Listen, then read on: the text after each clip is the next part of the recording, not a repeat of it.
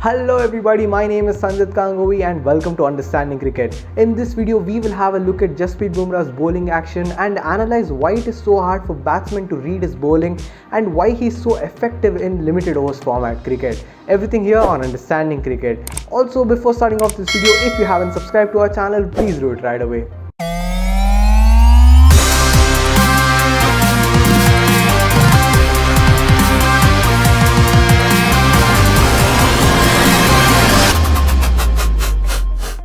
The most important factor for a bowler in Test cricket is swing of the ball. Now, because of the swing, so many batsmen edge it and it goes on for a catch, the slips or gully or even the wicket keepers.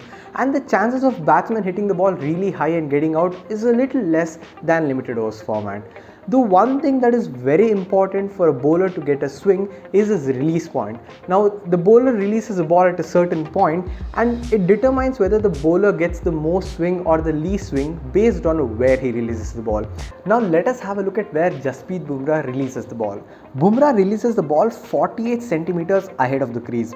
So basically it means if the crease is there and then the ball releases 48 centimeters ahead of the crease. Now, bowlers like Ishant Sharma, Mohammad Shami and all these bowlers, their release points are somewhere around 10 to 12 centimeters ahead of the crease. So what happens when Bumrah releases 48 centimeters ahead of the crease is that his actual speed is somewhere around 140 kilometers per hour, but for the batsman it actually feels like it's coming a lot more quicker, somewhere around 146 kilometers per hour, which makes it really hard to read. Now, he might not get a lot of swing because the ball has to stay in the air for a long time for him to get the maximum swing, but when it's really quick, the batsman cannot read the ball that fast, and which is why he's very dangerous bowler and you can't really hit him for sixes so easily when it comes to Jasprit Bumrah. But other bowlers, they get a lot more time when it comes to the batsman and they can read it pretty well and it can go out of the park. Let's actually compare two bowlers, one with a conventional bowling action and one with an unconventional bowling action. The conventional bowling action would be Mohammad Shami, Ishant Sharma and bowlers like these, and unconventional bowling action would be Jofra Archer, Jasprit Bumrah and bowlers like these. You can see in this picture how Mohammad Shami's feet is a little relaxed, his knee is a little bent, his elbow is a little bent and his arm is very much in line with his chest, which is why he's generating a lot of pace and he has more time for release.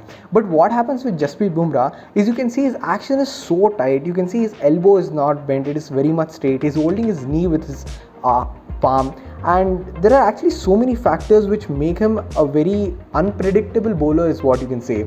So when actually Bumrah releases the ball, it is not where Shami is releasing.